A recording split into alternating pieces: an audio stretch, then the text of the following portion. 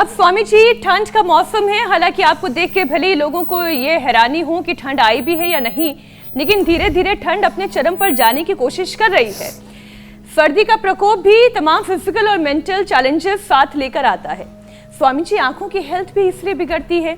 एक तो इतनी ठंडी ठंडी हवा, फिर वो ड्राईनेस, ड्राई आई सिंड्रोम की भी दिक्कतें बढ़ाती है आंखों के लिए। तो स्वामी जी, अब जिनकी आंखों में ड्राइनेस आती है, जिनके लिए कई बार ऐसे खुले वातावरण में बिना चश्मे के आंखें खोलना भी मुश्किल हो जाता है, उनके लिए आप क्या सजेस्ट करेंगे, आप क्या समझाएंगे?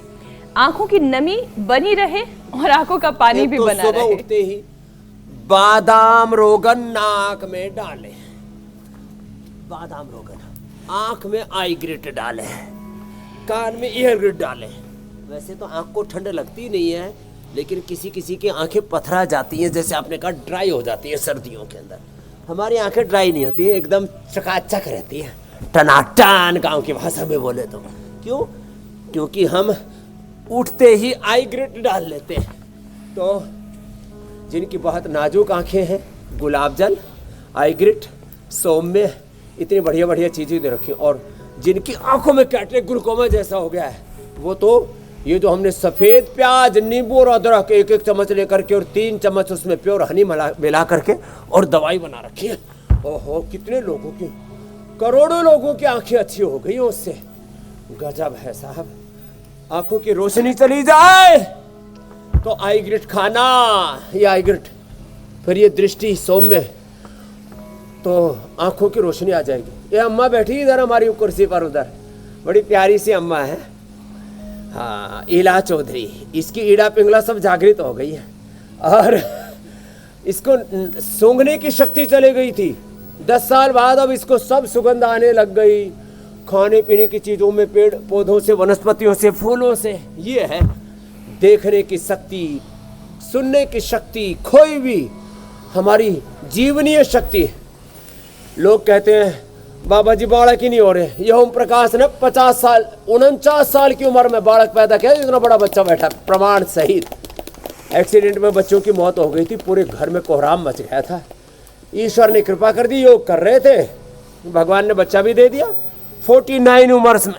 लोग कहते हैं बुढ़ापे की संतान जो है वो कैसी होगी, वैसी होगी, इसमें ये सिंड्रोम होंगे, वो सिंड्रोम होंगे।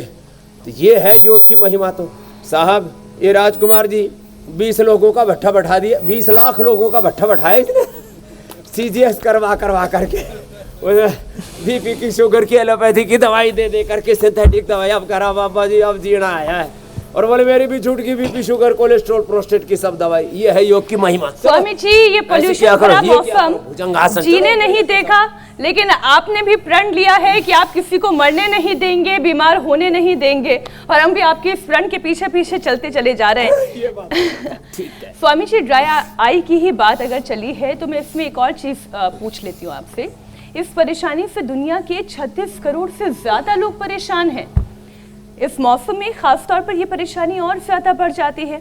ड्राई आई सिंड्रोम की दिक्कत कैसे आती है, क्यों आती है? आयुर्वेदिक उपाय तो आप इससे जुड़ा हुआ बता ही रहे हैं, लेकिन गलती कहाँ कर देते हैं लोग जो उनकी आंखों में ये ड्राइनेस हो जाती है? कई बार तो धूप देखना तक मुश्किल होता है।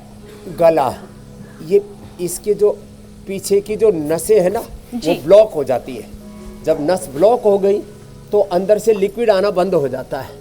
उसी से ही लोगों के आंखों में आंसू नहीं बनते, ड्राई आई हो जाती है। फिर उनको आर्टिफिशियल टीयर भी डालने पड़ते हैं। ये लो भाई रे, तो उसके लिए नसें रोज किया करें, अणु तेल से, बादाम रोगन से। ज़्यादा ही जिनका अंदर से चक्का जाम हो गया है तो वो ज्योतिषमती से, तो हम अणु तेल, ज्योतिषमती, बादाम रोगन, गाय का घी, और ओहो जब बहुत ज़्यादा माइग्रेन पेन आ जाए, निर्गुंडी का रस। निर्गुंडी आँखों के लिए भी, निर्गुंडी आँख के लिए, नाक के लिए, कान के लिए निर्गुंडी बड़ी ज़बरदस्त है। तो ये, और अभी क्योंकि सर्दी है ना, तो ये सुबह सुबह पावर योगा जरूरी है। ये लगाओ दंड, भगाओ ठंड। ऐसे 1 2 3 4 5 6 7 8 9 10, कम से कम 10 से शुरुआत करें। मैं तो सुबह सुबह च्यवनप्राश खा के आया हूँ, शिलाजीत खा के आया हूँ। तो शिला, तुलसी, केसर, हनी डाल करके पूरा हेल्दी ड्रिंक पी के आया हूँ। सैकड़ों प्रकार के पोषक तत्व सुबह सुबह ही मिल जाते हैं, तो ऐसे किया करो।